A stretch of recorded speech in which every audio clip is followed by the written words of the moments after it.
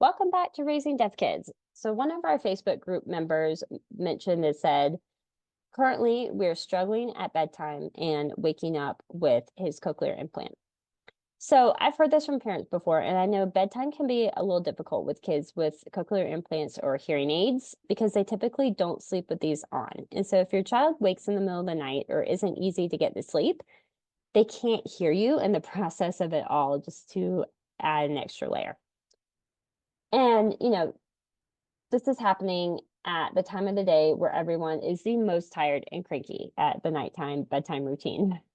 And the last thing we need are cranky pants, moms, and kids. So today on the podcast, we're going to talk about how to make the bedtime routine a little more smooth for your child who wears cochlear implants or hearing aids. So let's get started. Hey, Mama. Welcome to Raising Deaf Kids. Do you want more ease in your daily life? Do you want to help your child learn language faster but have no idea where to start? Do you find yourself searching for how to learn sign language and best ways to practice speech goals? Hey, I'm Elaine. I'm a mom of 3 littles, 2 of whom are deaf. I remember when I received the hearing loss diagnosis for our child, there were so many decisions and information overload. I lacked clarity and confidence and yearned for ease and balance in our lives. It was then that I discovered strategies to support our kids' language development at home, and I even helped them learn language faster. I can't wait to share it all with you. So put down that to-do list, close out that ASL app for now, and let's get started.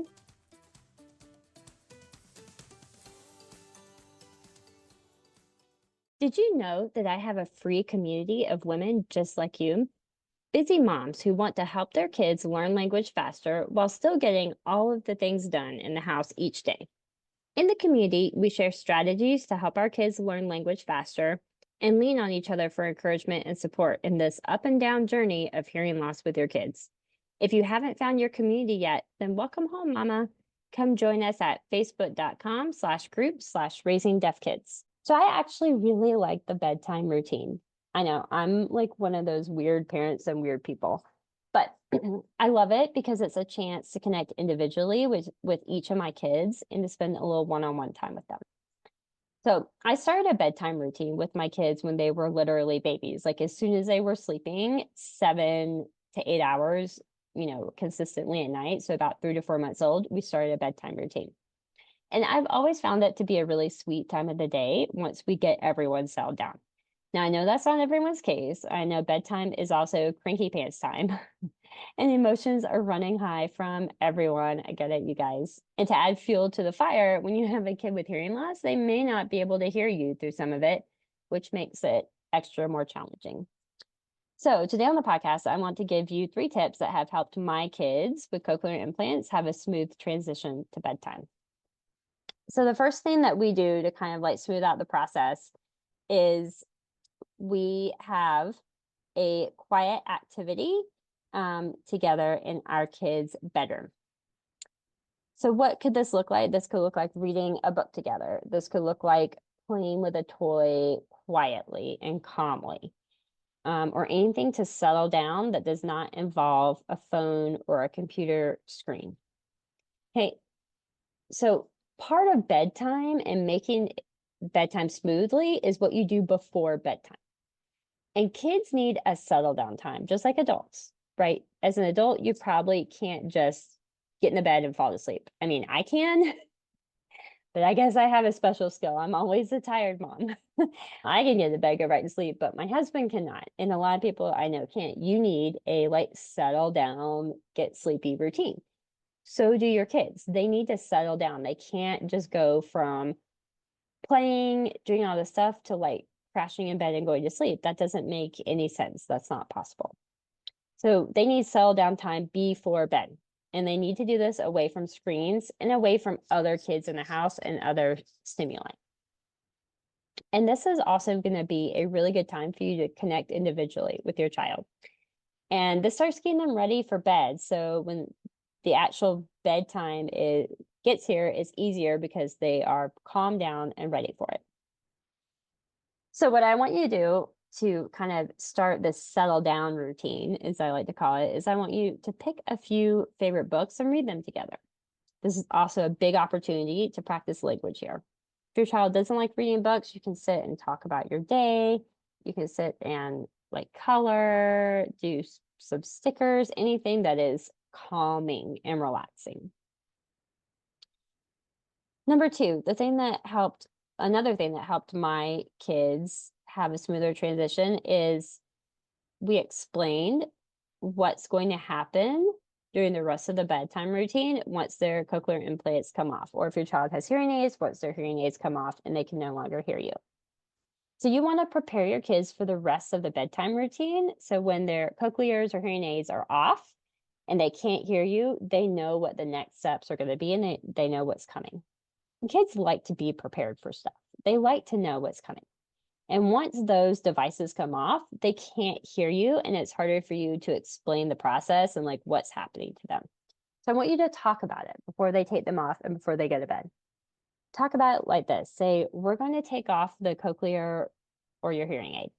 I'll lay with you for a little bit and then you can lay with your stuffy and I'm going to leave the room and let you go to sleep. If you wake at night, hug your stuffy and mommy will be in to check on you.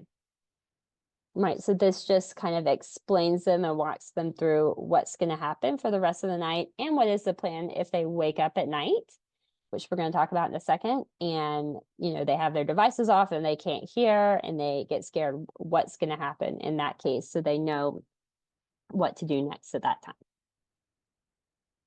And number three, what happens if the kids wake at night? Okay, this is a very common question I get from parents, and we went through this too. And I want you to tell you that this is normal for all kids. In fact, all of us wake up at night in between REM cycles, our sleep cycles. But the difference is adults just roll over and we go back to sleep. And a lot of times we don't even notice that we woke up. Kids are still learning and they don't always know to go back to sleep. So they wake up in the middle of their sleep cycles and sometimes they're not really sure what to do, but they're still kind of sleepy and tired. Like they're not fully awake. So that's why they start crying. They're not always scared. They're just unsure about what to do next because they woke up and they really want to be asleep, actually. So if your child wakes at night, number one, remember that they can't hear. And that being said, here's my tip. When you hear them crying, wait a minute or two just to see if they will go back to sleep themselves. They do need to eventually learn how to go back to sleep on their own. And they will learn how to do that if you give a little bit of wait time. But if they don't go back to sleep, they're still fussing, do not bust into the room in a panic. Okay, give them time to soothe themselves. And if that doesn't work, then quietly and calmly go into their room, give them a quick kiss, give them their stuffy, and then leave the room. Leave the light off. Do not rush in. Do not get them out of bed, pick them up. Do not make a big commotion. Do not turn on the lights because that wakes them up. And then you actually do have an awake child. And the problem is it's your fault. Like you woke them up. Okay, so if they're fussing, they're probably mostly still kind of asleep. And you want to keep them sleepy and you want to keep them asleep. Okay. And we know that the challenges with deaf and hard of hearing kids when they wake up, they can't always hear you.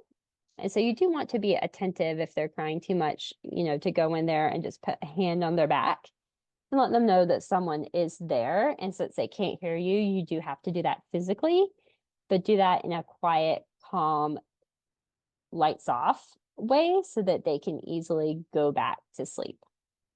And that should help soothe them back to sleep at night. It might take a few nights. Okay, so you may have to do this for a few nights in a row before they get settled down enough, but they will learn how to do this. They will learn how to put themselves to sleep if you give them the support like this. And that's what we did with our kids. And that is all these things, these tips have helped us manage a bedtime routine. And I know for a lot of parents, managing bedtime routines can be a little hectic, but I want to also offer you that it can be a really sweet time depending on how you play it, right? It is a chance to really connect with your child, which is what I love about it, especially when you have multiple children. It's a chance for my husband and I to connect with each of our children individually and check in with them individually without the other kids, bothering or distracting. So I want you to try these tips tonight that we talked about. And then come into the Facebook group and let me know how it went for you. If you need any other help or you have any questions about this bedtime routine thing, come join the Raising Deaf Kids Facebook. We have weekly coaching quickie threads in the group where you can ask your question, any question, and you could get a quick answer to make your day more successful and get you results faster with your child.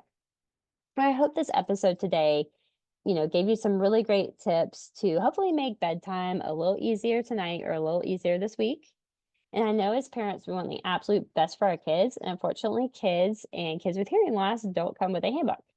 And I want you to know that simply by being here and listening, you are doing a great job as a mom because you're learning and trying to find better ways to help your child. I am so proud of your efforts and I'm so glad that you're here. And friends, I want to tell you one more thing. I want to hear from you. I have a really fun way for you to get a quick 1-minute coaching quickie from me. Leave me a message on Speakpipe.